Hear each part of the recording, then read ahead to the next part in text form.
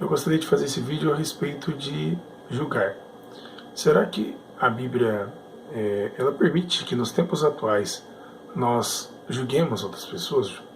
Que nós somos aptos a julgar outros?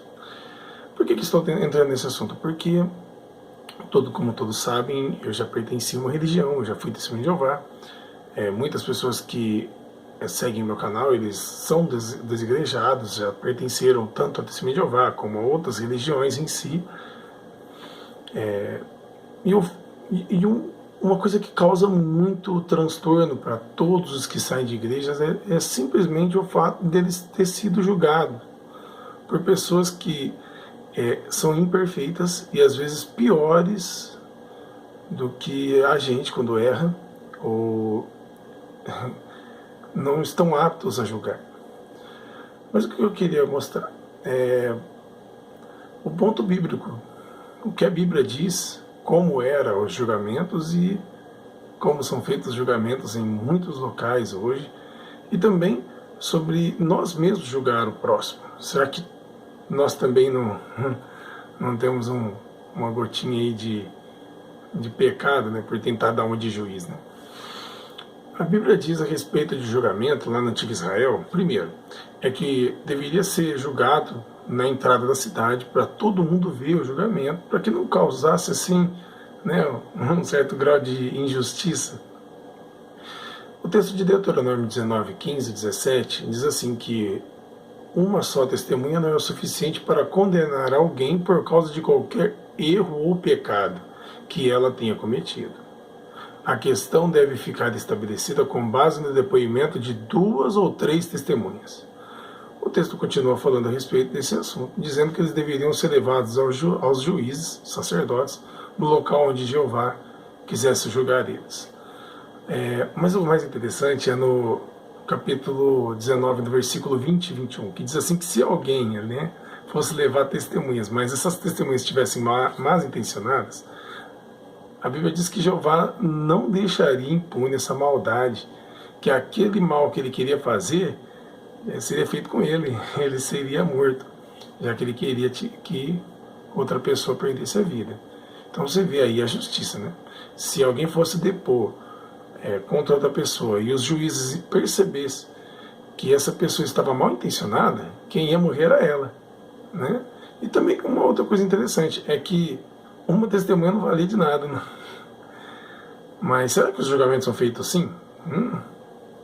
Olha que situação. Será que os julgamentos dentro das organizações religiosas, dentro das igrejas, é feito dessa forma?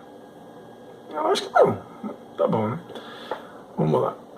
Números 35, 30 diz assim: ó, todo aquele que matar uma pessoa deve ser morto como assassino, com base no depoimento de testemunhas, mas ninguém será morto com base no depoimento de apenas uma testemunha. Interessante. O que é interessante? Interessante é que Jeová exigia que tivesse pessoas para depor, tá? Sem mentir, e não podia ser uma, tinha que ser 2 ou até 3, né? E aí ficaria bem estabelecido. Em Mateus, ele vem falando a respeito do cristianismo e tal. Agora, a forma que Jesus ali, muitas pessoas pensam assim: mas lá no Antigo Israel as pessoas morriam nos julgamentos, né? Não, mas que crueldade. Já Jesus chega ensinando o amor. Por que será, né?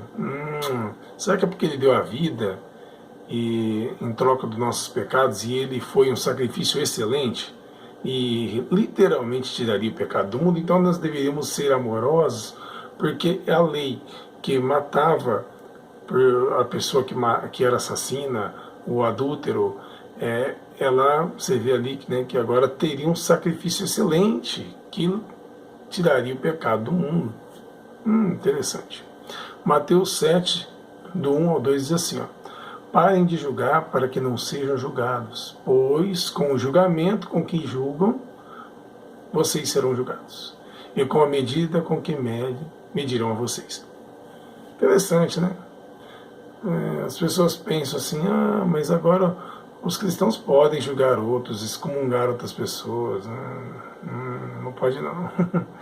Mateus aí, é meio forte esse texto. Esse texto ele é interessante porque Porque ele diz que conforme você julga, você será julgado. Com a medida que mede, medirão a vocês. Olha que interessante. Então, se você medir que uma pessoa não é apta e Deus decide que ela é, porque você é imperfeito, não tem autoridade para fazer isso, e se Deus te medisse dessa forma, como uma pessoa que não é apta, né? Aí fica difícil, né? Outro texto interessante é o de Lucas 6,37, que eu gostaria de ler. Diz assim, ó: além disso, parem de julgar e de modo algum serão julgados.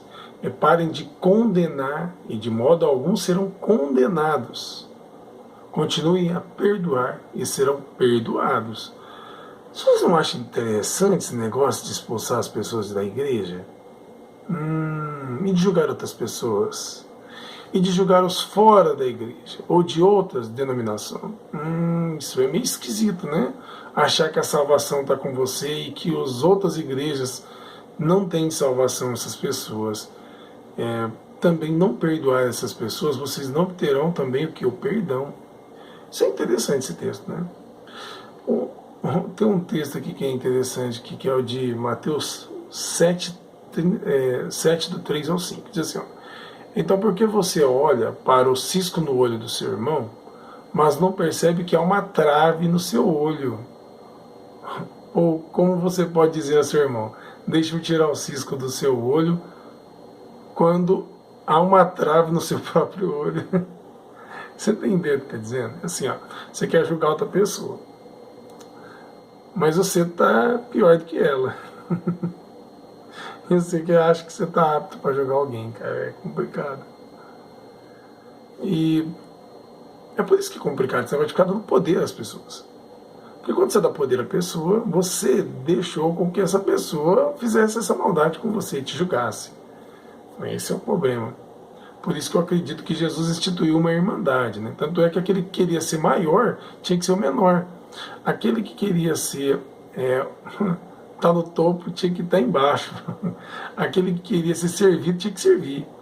Tudo que querem que façam por vocês, faça primeiro essas pessoas, né? Interessante.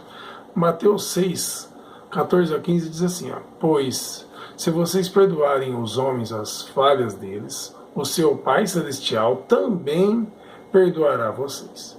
Ao passo